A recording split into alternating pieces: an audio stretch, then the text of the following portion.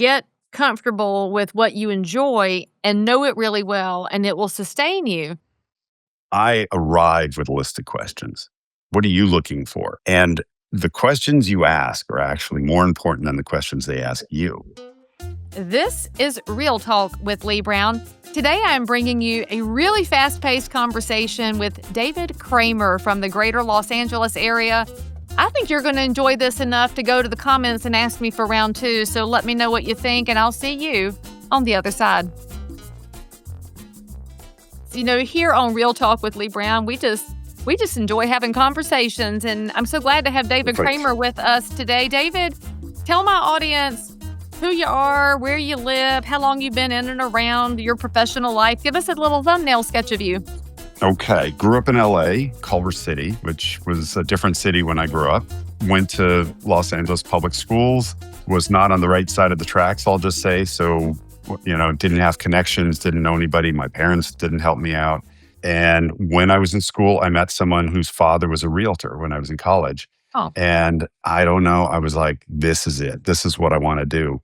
So not that I had some stellar law career waiting for me or to be a doctor, but I was doing okay in school. And I switched over to real estate. And at the time, they had just begun asking people to take classes and tests and everything else. So I was like the first wave. I don't even want to tell you when, but I started very young, so I'll say Well, that. obviously, we're old enough not to ask those questions, but I'm only Thank you. laughing a little bit because I recognize it. Yeah. And when I got in, it was a different world. Contracts with the TDS had just been announced, if you can remember. And I remember my boss saying, you mean, they were asking questions like, you have to say something's wrong. And he's like, okay, to give you perspective, let's say the house slides down a hill and every year you cover it up. He goes, you got to tell them about that. And they're like, That was the oh, example they gave, is the house sliding down the hill. yeah. Only California, I guess, because That's what we do. we We have slide. mountains here, but the houses, well, they did during Hurricane Helene, but that's a different story. Okay, so that's your licensing example. It was just, I was trying to give an example and I remember like, wow, that's fascinating. And there's been a lot of change in the years I've been doing this. I'll say 38 years. So I've been selling real estate. So the caravan was a guy driving around with I love copier. Caravan. Yeah, well, that started with a guy who drove from office to office and copied the sheets. And so a lot's happened, obviously. I know there's a lot of controversy, but I actually think in many ways the business has gotten better. You've gotten more professional people, information I do feel is better when it's out in the world rather than held closely. So I do feel overall the business is better. I'm not crazy about everything that's going on. I listened to your last speaker who was brilliant and I agree with a lot of what was said. And I started right before the recession. I thought I was really smart. I sold 6 houses in 6 months. And so I was like, wow, super genius at my age. And, Got this. and then 2 years of not doing that. Right after that, barely made any money, didn't pay my tax, got myself in a lot of trouble. And then was fortunate enough to start selling foreclosures. I just got picked and started selling foreclosures. And so it was a business angle of learning how to sell real estate. And that really guided the rest of my career because we dealt with attorneys, we dealt with lawsuits, we dealt with defects, we've dealt with all kinds of stuff. And that informed kind of how I do my business today. Don't know if I've answered everything you've asked, but that's kind of my brief history. Well, it gives us a starting point, but I do have 2 questions. The first one is, Yeah. Did you ever see a house sliding down the hill? Oh, yeah. Oh, I've seen maybe not physically sliding at the time, but I've seen ones that I wouldn't consider stable. And I've sold it. I sold it. I've seen houses move off their foundations, but I haven't seen them Yeah. slide down the hill. Is that an earthquake fault line kind of a thing? You're in California. Well, I remember this one. This was great. So when they originally dug Sunset Boulevard, which used to be called Beverly Boulevard back in the day, they cut the road and they dumped the fill into areas along the coast. And they didn't compact it at the time. This was before my time. And They so still do that now. Some builders do. Sure. It wasn't compacted and it was about 80 feet on the coast. And I remember, fantastic story, because the seller said, like, this is the situation. And he goes, and if you tell them, I'm going to sue you. And so then we got a buyer And obviously you have duty to disclose when you know something like that. I mean, builders had gone by and said, listen, someday this won't be here. So I called an attorney and like, both sides can sue me. And it was such an educational moment because he said, what's the better and cheaper lawsuit? He goes, that's how you have to choose. There's a question I've never been asked, but I would say you probably have the cheaper lawsuit by disclosing what Yes, could have happened. that's what he said. He Okay. goes, one of them, he'll sue you and he's probably not going to win and cost you some legal fees. The other one is going to be millions. So, And one of them is morally right and the other one is morally wrong. So 100% as well. But, when two people are threatening to sue you, basically, there's moral and there's also, you do have to make a choice. You have to kind of think about the whole process of what's going to happen. And I did disclose and I never got sued. So, well, come on, David. There's no option. You know what's right and what's wrong. The money can't matter. You would have picked the right. correct side no matter what the outcome was. Oh, yeah. But again, when you're 26 years old. Oh, okay. Your brain wasn't yet formed. That's true. Well, for a That's man, right. it was just formed. I guess the frontal lobe develops in the male at 25. That's right. So you were just out of that. Or 60. I mean, 60 is a new 50, 50 is a new That's 40 right. or something That's right. like I'll that. take it. Okay, Yeah. so the other question I had was, and by the way, y'all, that's not just a California thing. It's also a North Carolina thing, and it's an everywhere thing. They're called material facts, and no seller anywhere can tell a real estate licensed professional, you can't tell people something if it's material to the property. So if you're an agent out there who's ever been tempted, shame on you. And if you are one of my consumers, full disclosure is to be expected. The only thing that's different, by the way, from a material fact standpoint, state by state, has to do with things like death in a home. North Carolina, you do not have to disclose if somebody died inside the house. In some states, you do. And so you also don't have to disclose ghost, but some states want you to disclose everything. You've got a 150-page disclosure. I've got a 5-page disclosure. So just know your state laws. Make sure your agent knows their state laws. Now, back to the other thing I wanted to ask you about. So you said you fell in love with real estate early because of your friend's dad? It just clicked. It's not that he sold me into real estate. It was more just I heard it and I was like, I've always been a risk taker. I've never worked for anybody else. I worked for Vons. I got fired. That was it. Vons, the grocery store? Yeah, I was a box boy. That was my only real job. How do you get fired from the grocery store? There might have been a little weed involved, but Oh, you were an early entrepreneur of things you shouldn't have been an entrepreneur of? Okay. That's right. That's right. And never a great employee. And I always just thought, sky's the limit. I love taking the risk. It is your own business. You get to deal with who you want to, how you want to. I mean, listen, you can be as successful as you want. And the other thing I love about the business is there is no right way. It is what you make it and how you make it. There's people who make it completely differently from me and you and other people, and they're incredibly successful. And that's why when people say, like, tell me what to do, and it's like, it depends on you. What do you I like literally to do? had this conversation with an agent this week who's like, tell me what to do. And I'm like, all I can do is give you a starting line.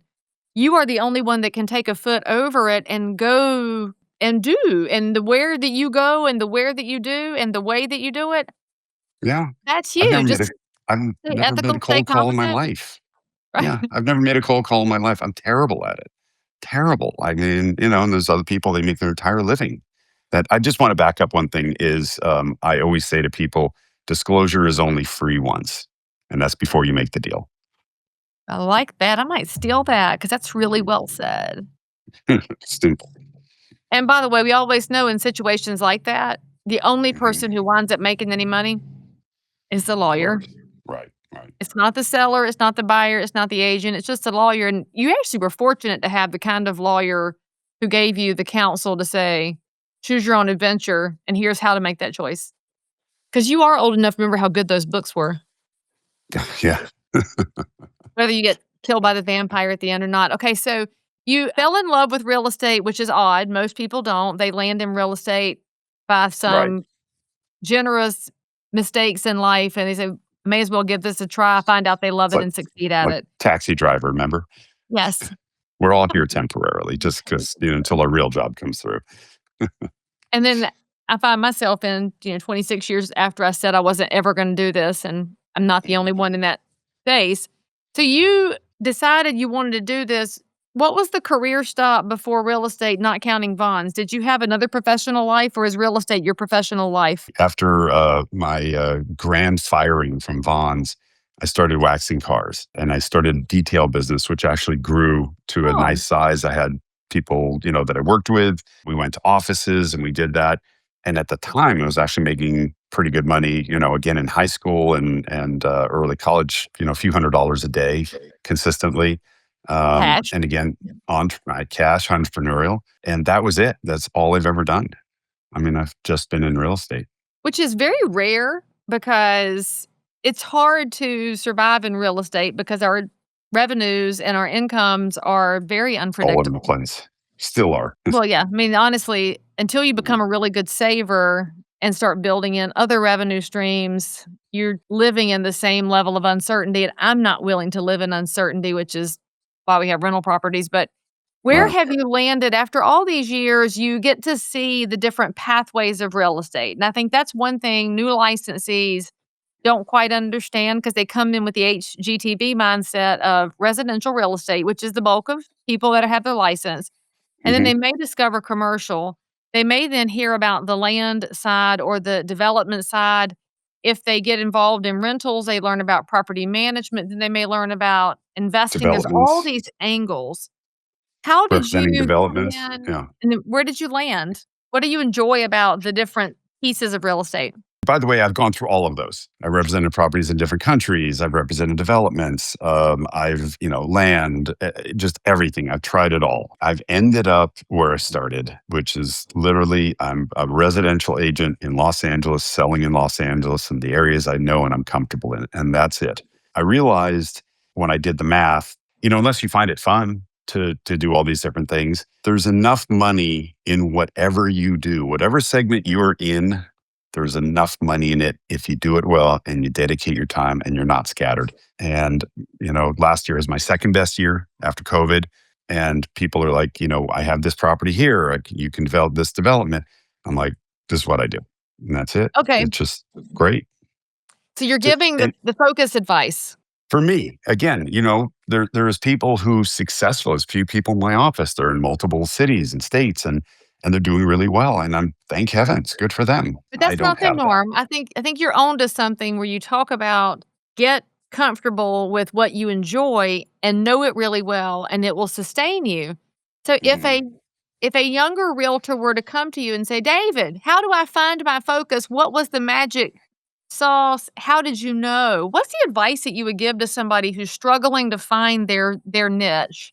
I heard your last speaker and the two of you talking, and there's a lot of things that resonated. And first of all, I think, and from what you just said, this is a business. And so, people do come to me a lot and they're like, I want to get into real estate. And I go, fantastic. How much do you think you want to make? And nobody ever answers the question. And I go, well, let me give you some examples. Do you want to make 100,000 a year? No, no, no, no. 400, 500. Yeah, that's a good start. And I go, great. That's good money. Fantastic. What have you done so far to advance your career to get to that number? Well, I took the test and this, and I go, have you read the contract? Absolutely. Tell me about liquidated damages. Well, you know, tell me about this paragraph. Tell me about that paragraph. Well, and very rarely do you get the legal definition. And what I say is, now who makes 500,000 a year? Doctors, lawyers, professionals. There's a lot of other people to do, but essentially, this is a serious profession. And first of all, I think you'll find it more enjoyable if you understand the contract and you understand what they mean. It's fun. I guess I just nerded out myself, but Oh my you gosh, but know, it's so true because it's comfort. Comfort comes from knowledge, and comfort gives you confidence. Say this all again, David. It's so true. so talk to an escrow officer who's maybe trying to build their career and say, let's align. Teach me about escrow. Find a title person who will spend the time with you. Teach me about title.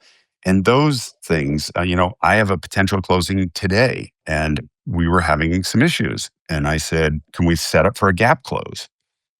What's a gap close? They hate when I ask this question. But the thing is, there are things that you can do in the business that other people just don't know exist. And there's ways to maneuver the contract. There's also ways to offensively maneuver the contract. And I can give you one quick example that I tell everybody, and I think education is so important, is liquidated damages doesn't apply evenly to all. If you have a vacant house in a market that's going up, liquidated damages, great tool. You have a family of 6 moving across the country, putting their kids in private school, putting a deposit on the house based on that deal closing. Liquidated damages may be the worst thing they ever signed. So things are not equal in our contract. It's really understand all of the components of what we do, and it's really very little. That's the other thing. We have one contract. You kind of know what it's going to tell you. And then, have partnerships that are lenders. I've saved deals by calling my title officer and saying, hey, listen, we have this issue. Thank heavens you told me earlier, I can take care of that. I actually picked up a few deals in my career. I remember one that was hilarious. The deal completely fell apart. They called me and said, we hired you, we choose this other person. Do you think you can save this deal? They canceled and terminated all rights to anything. I took the same house, the same contract, the same buyer, and I made the deal. The same parties. Everything was the same. It was a unique property, and going through a private bank gives you a different set of appraisers than going through a regular bank. And so I said, have them apply through a private bank, and there'll be the upper end appraisers kind of understand intricacies of a jewel box type of home. Made the deal. I got paid by just a little bit of knowledge. So I think the public needs to understand better in a world of the commoditized real estate agent and the commoditized house, which is how the mainstream media tends to talk about real estate, because they're all big corporations. They're all Right. in bed together. All of that is the same messaging across the board. Yep. You don't need an agent. Just buy a house online. And every time I see that, it just makes the hair on the back of my neck stand up, because every house is so unique, and every house is unique because of the humans that are doing the buying Right. and the selling, and because of how communities change, and how water and sewer change, and how school districts change, and how taxes change, and elected officials change. And you have all these layers that impact every house every time. And if the public understood that you take the one house and all these different angles going on, and the outcomes are wildly different based on that linchpin, which happens to be the realtor in a lot of these scenarios, because that's the one having all the different constellation of conversations. Mm-hmm. What question do you wish you were asked by prospective buyers and sellers in your area of Los Angeles to know that David is a wildly different choice than Bob, Jane, and Mary, and they're all fine in their own regard, but they're not the same as David? What question do you wish they asked you? So I learned a long time ago. I'll give a little bit of a secret, but not all of it. I learned a long time And ago. partial secrets, because your competitors are watching. Hey, everybody in That's Greater right. LA. That's right. I used to be a seminar guy. I'd go to any seminar I possibly could. And I remember I drove up to Northern California and I went to the seminar, and 2 Please tell me days it was a of, success seminar, one of the Zig Ziglar ones, because those were the best. it might have been something like that. And I left 2 days of, I could have brought a pillow, but I learned one gem. And that was ask them. So I flip listing appointments. They ask you questions. I arrive with a list of questions. What are you looking for? What do you, you know, and the questions you ask are actually more important than the questions they ask you. Again, like there's all kinds of things you could say, but if you're in the talking business, you're not going to be as successful as if you're in the listening business. So, Ooh, say that again for the you people know, in the back. if you're in the talking business, you're not going to be as successful as the listening business. Really simple. So you ask questions. Now they and then shut the F up when you ask a question, you know, um, right? Listen. And so I ask questions that help me understand where they're coming from, what their needs and wants are and what they expect. But two, He said, only ask questions where you are the yes. So I am offensively asking questions to where the other realtors are going to fall into my little trap. That's right. I could do the So people laugh, but it's very smart, and it doesn't just apply to real estate. That could yeah, I apply mean, to anything where you have a desire to win and a desired outcome. I like that approach. and so you ask a lot of questions and they answer them. And then the next person comes in and they're having this conversation. And they're like, oh, you know, and it's fantastic when that happens and you get that call. It's like, they were just a mess. And it's like, yeah, I know I set that up. So that's a lot of it. I had my scariest listing appointment ever a couple years ago. And I was warned as like this guy, they call him the general. And he, like our third appointment, it was a big house. Our third Mhm. appointment, he said, I want my kids and my board to be there. My board. And my board. And I went to his office and there was like 8 people were sitting around a table and they're like, okay, we have questions for you. And I fully believe his intention was to educate his kids on how to kind of destroy a real estate agent. And so I showed up with 10 pieces of paper with about 10 questions on it. And I passed out the questions. And I said, before you get to me, I'd like to ask you a lot of questions. And he's like, okay. And one of them, he was extremely worried about security. And I said, in this modern age, we're going to go off market, in this modern age of information where somebody will tell somebody else something. There are no secrets in this price range. When you start circulating information, maybe photos, you got to tell somebody. What are you going to do if it gets out? Was my first question, because it probably will. Well, So how are we going to handle that? And he looks around and he goes, this guy. He goes, you paying attention? And he looks at my questions. And I turned the tables and asked a lot of questions and I got the listing. And the thing is that, we're always on the defense. We're the mhm. ones, you said, what questions they can ask you? The question is, what am I going to ask them? you know and by asking specific questions that align with their needs, if you've been listening, their needs probably, then by asking them questions, you're actually turning the tables and having an intelligent conversation, showing your business, what you're doing, and you're more likely to be a peer than a subordinate.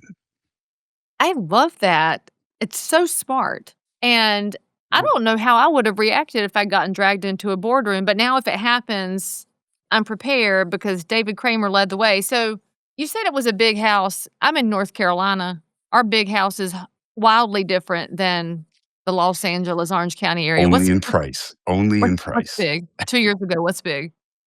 20,000,000? 20,000 feet. Oh, no. 20,000 feet? 50, yeah, 50 million. Yeah. 50? For hey, this is primary residence? Oh, this is a second home? I'm Third not sure. home? It's in I the don't know. portfolio? I have another saying. If you hadn't noticed, I have a few sayings. I'm not a You like curious them. person. I'm not in the why business. I'm I'm in the what. I'm so nosy, I'm but in the what's now business. I'm old. We had a blackboard in the classroom when I was in school, and they would put names on the board for busybody. I was on the name list for busybody. So, alright, so if you're 20,000 feet in California, how much would it cost to heat and cool that? Do they get affected by the brownouts too when your grid goes down, or are they exempt from it because 'cause they're super big and super money people? No, a Mm. lot of people have generators in that category. Well, And that's and true.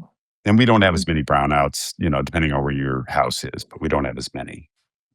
I guess it just depends on your proximity to the people in power as whether you have brownouts or not. That's a bigger I'm just question, isn't saying, it? I know that when there's an ice storm, I know where the power comes back on first. It's not rocket science Mhm. to figure that out. Mhm. Okay, so David, if anybody is looking to buy or sell real estate in the Los Angeles area, or they wanna just connect with you because they are fascinated by your story and they're already gonna have to get in the comments and tell me to bring you back on again because we have just scratched the surface, and I think we could have another really fun conversation if you'll come back. How do people Love find talking to you? you. What's the best way to find DKG? That's it. Just, David Kramer just Group. so we spent a lot of money on SEO. Just put my name in. Well, that's where you'll find out if you actually come up on Google page 1 or page 3, because then we got a problem.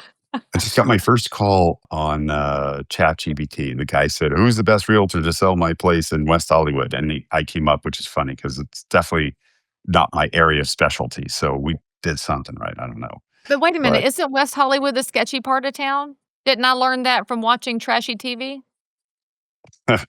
it's definitely not sketchy. I'm going to use the word texture. Parts of the city have a lot of texture. Okay, that's such a Mhm. California thing. Okay, so I know, but words have definite meaning. Okay, so if West Hollywood has more texture, but you came up for West Hollywood, which is not your area, does that mean David has texture? Definitely have texture. Depends on who you ask. Well, apparently, if we ask the large language models, they have Okay. developed an opinion about David Kramer. And you, my viewers and listeners, have also developed an opinion. So say something nice about David in the comments and absolutely drop in there if you want me to have him back for round 2. David, thank you so much for coming to the show Thank to, you. to chat a little bit about some various things and giving us some perspective and some great ways to think about not just our businesses, but life. I'm very grateful to you. The same. Fun talking to you. And next time, old fashions and a longer conversation. Let's do it. All right, y'all, Let's hit the do it. bell and make sure All you right. come back and see us next time. All right. Take care. Thank you. Have a good day. Hey, if you've got a story too wild to keep to yourself, send me a message because you just might be the perfect next guest. Thanks for hanging out with me. I'll see you next time right here where real estate gets real.